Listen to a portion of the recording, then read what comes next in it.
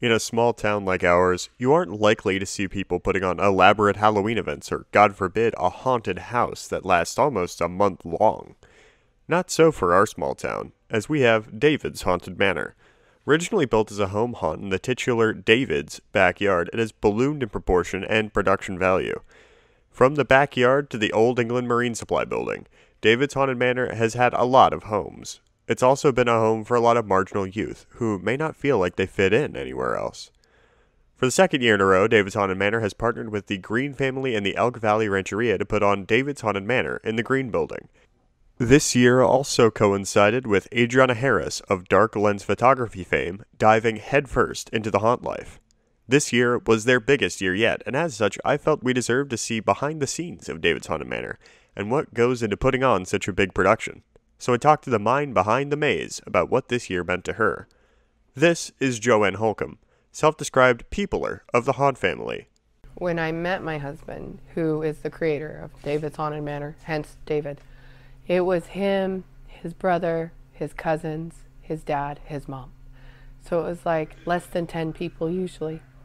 And then when we got to the England Marine, we got as many as, I think, 30 volunteers. We still did the majority of the building, but his family had other things that came into priority, and so it was he and I and about one or two other builders, and then like 30 volunteer actors here and there. Mostly we'd get like a mom and all her kids. That was really convenient. And then we've gone from that to last year we had over 100. And people participated in the build a whole lot more. So it was like a whole crew of like 10 people, which sounds really small for 30,000 square feet, but for 2 people to become 10 people was like amazing. So now we have this huge, expansive community of people that are still in touch with me. And it's been months and months and months since October. So, what kind of challenges did such, exponential growth entail for, placement, costuming, that kind of thing? So I am the organizer part. David is the art. David is the actor. David is the leader. David is the builder. I am the peopler, I'm the organizer, I'm the makeup, costuming kind of thing. Well, when you have 75 people to do all that too, I'm not enough anymore. So I had to let other people touch stuff and do stuff. And so there's a whole costume person. There's 3 makeup persons. There's a full big wall printout where we'd cast every night. We'd have a list of which volunteers were coming that night, and we'd cast them into rooms and characters. The costume room was organized by rooms and characters. My husband would do the lighting, and we had a transition from small scares to big scares where the big lights go down and the strobe lights come on. And so we had multiple people that would just help transition our time. So it becomes like this moving parts thing where there's so many people doing so many jobs, and then I try to keep track of everybody doing all their jobs and make sure all those jobs get done, while also being a leader this year for the first time. So that was kind of weird. So it's just sort of like balancing plates more than anything, but it takes a whole village of people now. We can't be 30,000 square feet, 75 people without multiple generals. We call them generals. So there's David and me, and then Adriana joined in as a co-bosser, and then everybody else under us is a general, and they all have distinct things they're responsible for, or people, and then they deal with that. So I'm not as on the floor as I used to be with each person. So what kinds of people do you see the most coming through our doors as volunteers? So the weirdos. We're a bunch of weirdos, but we're like Barney nice. So that's what I always say. It's like the people that can name all of the American serial killers in alphabetical order, but are the first people that you go to when you're unsafe. So it's a weird quandary of socially odd people, maybe artistic people, very independent people. We have a huge population of LGBTQ plus kids, like adolescents, who maybe have a harder time in peer situations, fitting in and joining in with their peers. Whereas at the haunt, we have specific rules of you can be as vanilla as you want, or you can be as weird as you want, or you can be as different as you want, or you can have the pronouns that feel real and you identify with. You're not allowed to make anybody else feel bad about who they are, no matter what. And so we've become a safe place. And so we get people, especially kids, we get kids that maybe are a little bit fringy. They're not the most popular, but we get some of those kids too. And then we get adults that are just kind of like their own free spirit type people and who enjoy a community of people that don't like people. In a lot of ways, a lot of us are introverts, which sounds silly to say. We get in costume and we get in people's face and we're scary because we're introverted, but everybody's social skills are different. So this was the first year with a rules video. How do you feel that affected the haunt going experience? I think it's a much more effective way to deliver the rules. We used to, each leader would announce the rules to the groups before taking them through. And groups of people are very people-ish and they don't pay attention necessarily. Sometimes they're having a conversation, they're on their phone. If you get the middle schoolers, they're just awful people. We get lots of middle schoolers as volunteers, so, whatever, but they are really awful people. And so they'll be all tootish about it. By having it be an immersive room with an immersive video where you're really interacting and it's very, you feel it. It was actually, people paid more attention to it that way. I think it's the best delivery method I've found. We have them posted outside. People don't read things that are posted. We would tell them as leaders, people are not paying attention to us, but when it is so loud and the speakers are bigger than me and it's bassy and it's got that whole screen to watch where it's written, the words are going up like an emergency broadcast and it's based on The Purge. And it was like Adriana's love child that she created, and it was amazing and it was very immersive and very engaging for the guests themselves. So it was sort of like, oh, pay attention, what are they going to say next? And then they poke fun at, we put some humor in it, so sort of like active listening, reader comprehension, kind of like keep them engaged, because it's boring to be told what not to do when you're getting ready to be scared because you're already nervous. So I think it's the best way to deliver rules ever. How did it feel to be working the floor for the first time this year? Like even coming here today and answering questions by my friend who I have trained to be a haunter, like literally in a room I've been in many times with, my palms get sweaty and I get anxious. And so I'm super, super like scared of all that. And I was really afraid I would suck. Honestly, I thought I'd come out and be like, boo, and they'd be like, boo, and I would just go cry in a corner and eat a pizza. But it was really fun. It actually, normally the haunt is very stressful for me because I'm working it, working people, working marketing, working everything, blah, blah, blah, blah, blah, and we had Adriana come in and do the marketing and she did an amazing job. And like makeup was Savannah, and Adriana would do that, and we would like, so it was like this huge team, so I could actually like do things like have fun and do my own makeup and make my own costume, and then be my own character.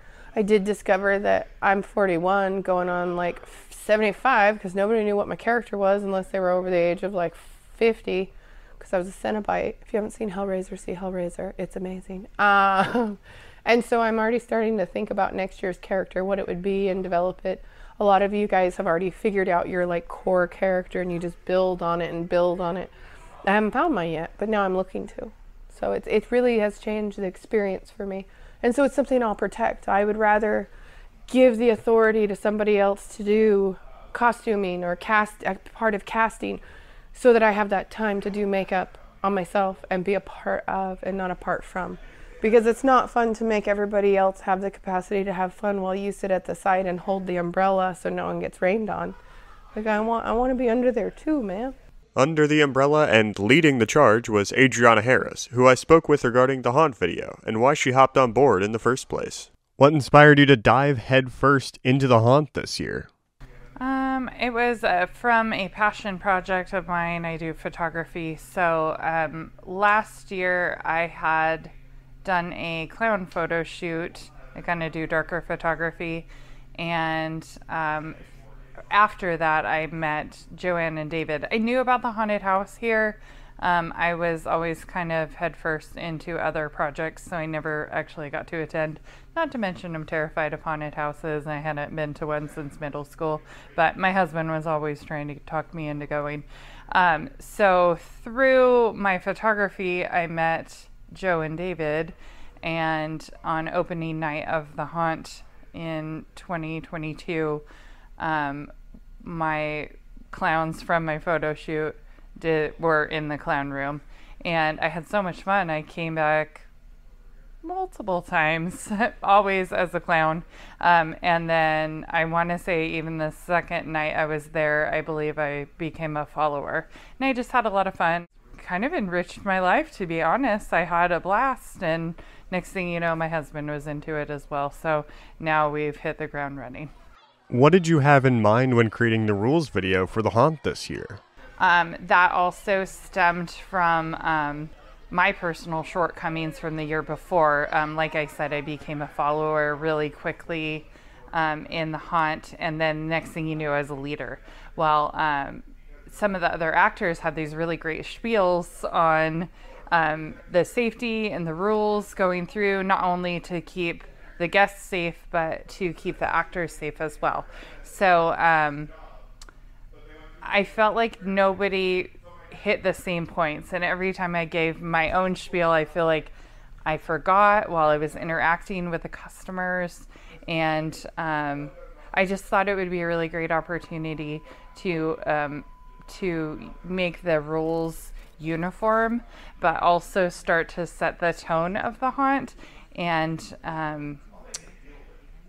in the process, I also saw an opportunity to set a tone, set a vibe. And we were actually discussing this recently, and a lot of people tapped out in that first room. That it created a little bit of anxiety. It was loud. It was dark. My husband and I were just discussing this as a leader and a follower. We were your friends outside while we were messing with you in the line, but once we got in that room with all the red lights and the kind of guttural sounds, it really freaked people out. It was actually really cool. It was a good opportunity to kind of scare people before the scaring started, but also get the rules, and we're serious about these rules. Get them out and get them right in front of people. Nobody could deny that they didn't know any of them. It was fun. It was a fun room. And we also got to get like right in your face and kind of show our characters in an intimidating, but still safe way. What was working the floor like for you this year? There was a couple of rooms that I believe needed a little bit more narration than last year, was setting up some of the gags, some of the surprises. I actually had to work a lot with my follower this year, and we had to kind of cue things.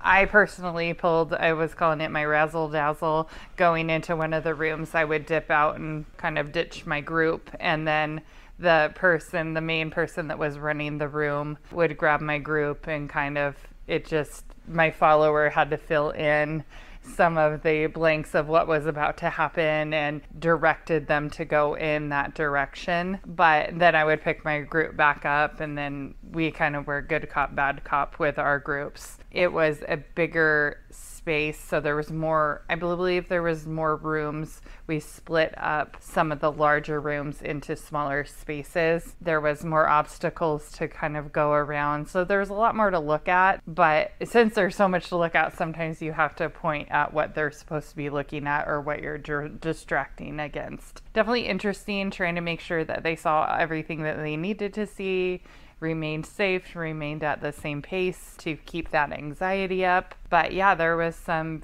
very cool rooms. A lot of the oohs and ahs, you knew what affected people a little bit more, and you could kind of play on that. And I believe every group is a learning lesson, and it's a different adventure with every group. And some people come through multiple times because they feel like they needed another opportunity to look around and see while they were walking through. If you are hoping to join the Haunt family or just get another peek inside the manor, follow at David's Haunted Manor on Facebook, TikTok, and Instagram. We'll be working throughout the year to give you our best scare yet. We can't wait to see you in October. For Redwood Voice, I'm Sebastian Monroe.